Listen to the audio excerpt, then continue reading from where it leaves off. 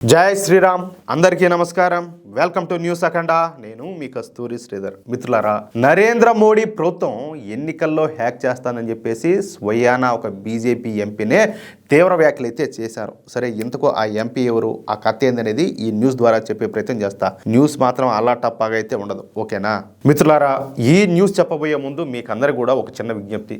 మన న్యూస్ అఖండ ఛానల్ యొక్క నిర్వహణకు, అదేవిధంగా మన ఛానల్ మరింతగా బలోపేతం చేసుకోవడం కోసం నెలలో ఒకసారి, అది ఎంత చిన్న మొత్తమైనా సరే, తప్పనిసరిగా మన ఛానల్కు ఆర్థిక సహకారం అందించాలని చెప్పేసి మిమ్మల్ని అందరినీ కూడా కోరుకుంటున్నా. స్క్రీన్ మీద వచ్చేసి క్యూఆర్ కోడ్ ఉంటుంది, కింద వచ్చేసి గూగుల్ పే, పేటిఎం ఆ నెంబర్లు ఉంటాయి. అలాగే కామెంట్ బాక్స్లో అకౌంట్ డీటెయిల్స్ ఉంటాయి. ఒకవేళ మీరు డబ్బులు పంపించే క్రమంలో ఏవైనా ఇబ్బందులు తలెత్తితే అదే నెంబర్కు వాట్సాప్ ఉంటుంది, నాకు ఒకసారి వాట్సాప్లో మెసేజ్ చేయండి.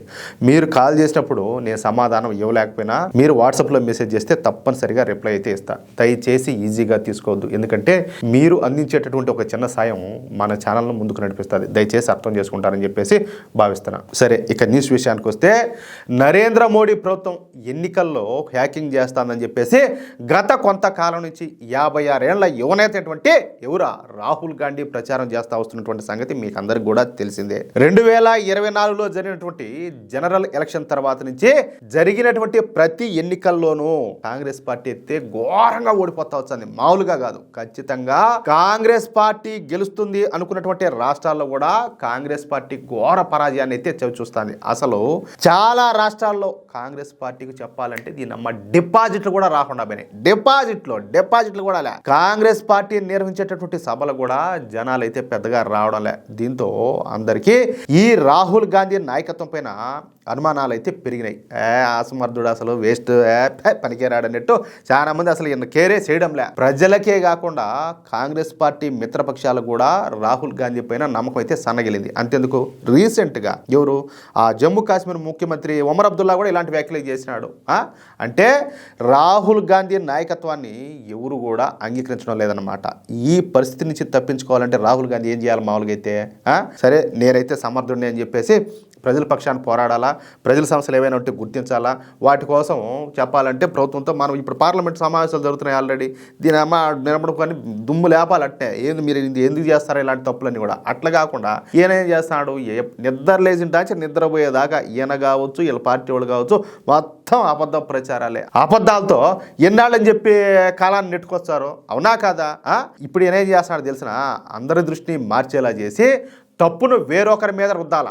ఇప్పుడు ఆ ప్రయత్నం చేస్తాడనమాట. అంటే ఇప్పుడు తన ఓటమికి కారణం కేంద్ర ఎన్నికల సంఘం నరేంద్ర మోడీ ప్రభుత్వంతో కలిసి ఓట్ చోరీ చేస్తాందని, ముఖ్యంగా ఎన్నికల్లో హ్యాకింగ్ చేస్తున్నారని చెప్పేసి రాహుల్ గాంధీ తీవ్ర స్థాయిలో విమర్శలు అయితే చేస్తున్నాడు. ఈ క్రమంలోనే పెద్ద ఎత్తున ప్రచారం కూడా చేస్తున్నాడు. మామూలు కూడా కాదు, కాళ్ళ బలపాలు కట్టుకుని మరీ చేస్తాడు. 1కి 100 సార్లు ఇవే మాటలు, ఏది అరిగిపోయిన రికార్డు మారి చెప్పి చెప్పి చెప్పి జనాలను నమ్మించే ప్రయత్నం చేస్తున్నాడు. ఈ క్రమంలోనే మొన్న రాహుల్ గాంధీ పార్లమెంట్లో కూడా మాట్లాడినాడు. భారతీయ జనతా పార్టీ, నరేంద్ర మోడీ కలిసి ఎన్నికల్లో హ్యాకింగ్ చేస్తున్నారని, ప్రజలను సజావుగా ఓటు కూడా వేయడం లేదని, ఇందుకోసం నరేంద్ర మోడీ ఏదో మ్యాజిక్ చేస్తున్నాడని చెప్పేసి రాహుల్ గాంధీ అయితే ఎప్పట్లాగానే విమర్శలు అయితే చేసినాడు. ఏది ఆధారాలు లేకుండా నోటుకొచ్చాడు ఆయన మాట్లాడడం ఆయనకు అలవాటే కదా. అంతేకాకుండా ఎన్నికల్లో ఓట్ చోరీ జరిగిందని నేను చాలాసార్లు ఈ విషయాలు బయటపెట్టాను, అయినప్పటికీ కూడా కేంద్ర ఎన్నికల సంఘం కానీ కేంద్ర ప్రభుత్వం కానీ ఎటువంటి చర్యలు కూడా తీసుకోలేదు. ఇది ప్రజాస్వామ్యానికే మాయన మచ్చంట. ఒక దిక్కుమాలినటువంటి, ఒక ఎందుకు అర్థం పర్థమైనటువంటి ప్రసంగం అయితే చేసినాడు. కాదు, ఓట్ చోరీ చేసింది ఎవరా? మొదట్లో మన తాతగారు చేశారు. ఎవరు? ఆయన జవహర్లాల్ నెహ్రూ. ఆయన చేసింది ఓట్ చోరీ. ఆయనకు వచ్చి లింగులింగమని చెప్పిన ఆ 1-2 ఓట్లతోనే ఆయన ప్రధానమంత్రి అయిపోయినాడు. దెబ్బకొచ్చి మొత్తం వీళ్ళ కుటుంబాన్ని మన దేశం మీద రుద్దిపారు దొబ్బినాడు. అవునా కాదా? ఎవరు ఓట్ చోరీ చేసింది? ఏం మాట్లాడుతున్నాడు అసలు ఈయన?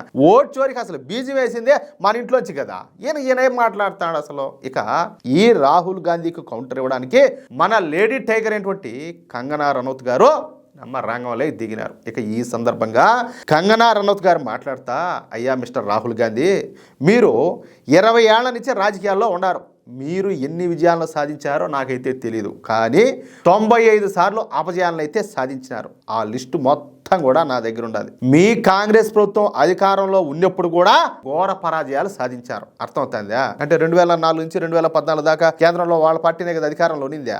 అప్పుడు కూడా మీరు ఘోరమైనటువంటి పరాజయాలు అయితే సాధించారు. మరి వాటన్నింటికీ కూడా నరేంద్ర మోడీ గారే కారణమా, లేదా మీ శాతకాంతనమా? అంతే కదా, లాజిక్కే కదా. ఒక్కసారి గుండె మీదే చెయ్యేసుకొని చెప్పండి. అవునవును, మీరు చెప్పింది కూడా నిజమే.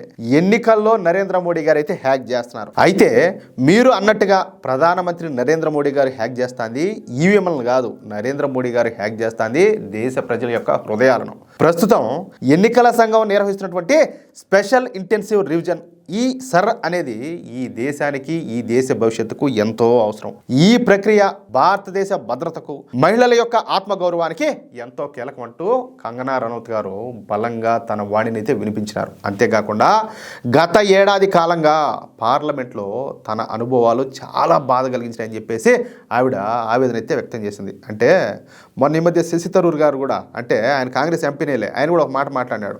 ఇప్పుడు నా పార్లమెంటు పరిధిలో ప్రజలంతా కూడా ఓట్లేసి గెలిపించింది నేను ఇక్కడ కూర్చొని కొట్లాడేదానికి కాదు, లేకపోతే చోద్యం చూసేదానికి కాదు, దేశం తరపున మాట్లాడడానికి, నా పార్లమెంట్ ప్రజల తరపున వాళ్ళ వాణిని వినిపించేదానికి నేను ఇక్కడికి వచ్చినాను. ఇదేనంతా టైం వేస్ట్ చేస్తారు, ఎందుకు ఇటువంటి మాటలు నేను మాట్లాడతారు కాదు, చర్చలు సజావుగా జరగకుండా ఇట్లా ఎందుకు ఊరికే కాలాన్ని అంతా దుర్వినియోగం చేస్తారు అని చెప్పేసి ఆయన మొఖాన్ని కొట్టినట్టు మాట్లాడినాడు. ఇప్పుడు ఈవిడ మాట్లాడుతుంది కూడా అదే. ప్రతిపక్ష సభ్యులు మమ్మల్ని ప్రతిరోజు కూడా బెదిరిస్తున్నారు, భయపెడతారు. మేము ఇక్కడ నేర్చుకోవడానికి, దేశానికి సేవ చేయడానికి వస్తే ప్రతిపక్ష సభ్యులు మాత్రం సభను ఎంత మాత్రం కూడా ముందుకైతే సాగనివ్వడం లేదని చెప్పేసి ఆవిడైతే ఆరోపించారు. ఆరోపించడం కాదు, ఇది వాస్తవం. ఓటర్ల జాబితా సవరణపైన ప్రతిపక్షాలన్నీ కూడా ఉద్దేశపూర్వకంగానే సభా కార్యకలాపాలను అడ్డుకుంటున్నాయని చెప్పేసి ఆవిడైతే విమర్శించింది. ఆ తర్వాత మళ్ళీ ప్రతిపక్ష నేత రాహుల్ గాంధీ పైన కంగనా రనౌత్ గారు మరొకసారి తీవ్ర స్థాయిలో విరుచుకుపడినారు. రాహుల్ గాంధీ ఏదో పెద్ద రహస్యం, ఆయన ఏదో అంటా ఉన్నాడు కదా, హైడ్రోజన్ బాంబు ఉన్నది అదిగిన ఇదిగినని చెప్పేసి, అదేదో బయట పెడతారని చెప్పేసి నేను ఆశించిన. కానీ మళ్ళీ అదే విదేశీ మహిళ ఫోటోను 22 సార్లు ఓటర్ ఐడిలో వాడినారంట. మళ్ళీ అదేందో నెట్టు పాత చింతకాయ పచ్చడనట్టు పాత ఆరోపణ చేసినాడు. కానీ ఆ మహిళ అసలు చెప్పాలంటే భారతదేశానికే రాలేదని చెప్పేసి ఆవిడే స్వయంగా స్పష్టం చేసింది. ఆ మహిళకు ఈ సభ తరపున నేను క్షమాపణ చెప్తున్నా అని చెప్పేసి కంగనా రనౌత్ అయితే స్పష్టం చేసింది. చూడండి, కనీసం ఇట్టుంటుంది దిమాగ్ అంటే.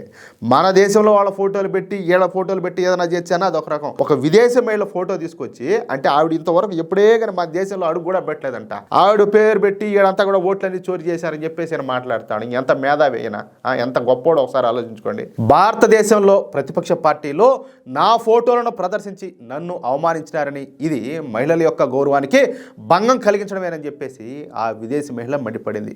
మోడీ ప్రభుత్వం ఒకవైపు బేటీ బచావో, బేటీ పడావో వంటి పథకాలతో మహిళా సాధికారతకు పెద్దపీట వేస్తా ఉంటే, వీళ్ళంతా కూడా ఇటువంటి పనులు చేస్తున్నారు, మహిళల గౌరవాన్ని బజార్కి ఇస్తున్నారని చెప్పేసి పార్లమెంట్లో కంగనా రనౌత్ అయితే దుమ్ము దులిపారుదొబ్బింది. పేపర్ బ్యాలెట్ కావాలంటున్నటువంటి ఈ కాంగ్రెస్ పార్టీ గురించి కంగనా రనౌత్ మాట్లాడతా, ఇందిరాగాంధీ వర్సెస్ రాజనారాయణ కేసును ఒకసారి తప్పనిసరిగా ప్రతి ఒక్కరు కూడా గుర్తు చేసుకోవాలి. ఆ కేసులో ఇందిరాగాంధీ అక్రమాలకు పాల్పడినట్టు తేలడంతో ఒక్క రాత్రిలో పదవిని ఖాళీ చేయాల్సి వచ్చింది.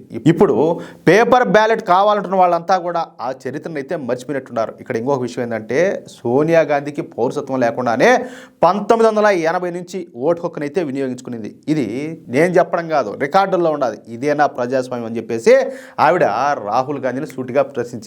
రాహుల్ గాంధీకి ఇంకేం మాట్లాడాలో తెలియక, అర్థం కాక ఏమిలా ఉక్కిరి బిక్కిరి అయిపోయినాడు. దెబ్బతో ఈ రాహుల్ గాంధీ, ఆయన టీం అంతా కూడా పార్లమెంట్ నుంచి వాకౌట్ చేసి పారిపోయినారు, సమాధానాలు లేక. అట్టుంటుంది. ఇక్కడ ఇంకొక మాట చెప్తా, ఫస్ట్ ఉన్నది బ్యాలెట్ పేపర్లే, కానీ భారతీయ జనతా పార్టీ 2 స్థానాల నుంచి క్రమేపీ బలపడతా ఉంటే ఈ బ్యాలెట్ పేపర్ కాదు, ఓఎమ్మ భారతీయ జనతా పార్టీ ఏందో చేస్తుందని చెప్పేసి దేశంలో ఫస్ట్ ఏది ఈవీఎంలు తీసుకొచ్చింది ఈ కాంగ్రెస్ పార్టీనే. ఇప్పుడు మళ్ళీ ఈవీఎంలు వద్దు, మాకు బ్యాలెట్ పేపర్లు కావాలంటున్నారు. అంటే ఇక్కడ ప్రజలు మనల్ని ఎంత మాత్రం విశ్వసిస్తారు, మనల్ని ఎంత మాత్రం నమ్ముతారు, మన నాయకత్వాన్ని ఎంత మాత్రం సమర్థిస్తున్నారు అనేది ఆలోచించకుండా ఎంతసేపటికి వీళ్ళ ఓటమిని, వీళ్ళ చేతగాంతనాన్ని ఇంకా దేని మీదనో నెట్టడం వీళ్ళకి బాగా అలవాటుగా మారిపోయింది. అవునా కాదా మిత్రులారా? ఈ న్యూస్ కనుక మీకు నచ్చినట్లయితే, అదేవిధంగా నా మాటలతో మీరు ఏకీభవిస్తే తప్పనిసరిగా ఈ న్యూస్ నలుగురికి షేర్ చేయండి. అలాగే ప్రతి ఒక్కరూ కూడా మీ యొక్క అమూల్యమైనటువంటి అభిప్రాయాలను కామెంట్ రూపంలో తెలియజేయండి. ఇంకో విషయం ఏంటంటే, ఇంతవరకు మీరు కనుక మన ఛానల్ను సబ్స్క్రైబ్ చేసుకున్నట్లయితే ప్రతి ఒక్కరు కూడా మన ఛానల్ను సబ్స్క్రైబ్ చేసుకోండి, సపోర్ట్ చేయండి ప్లీజ్. జై శ్రీరామ్, జై హింద్.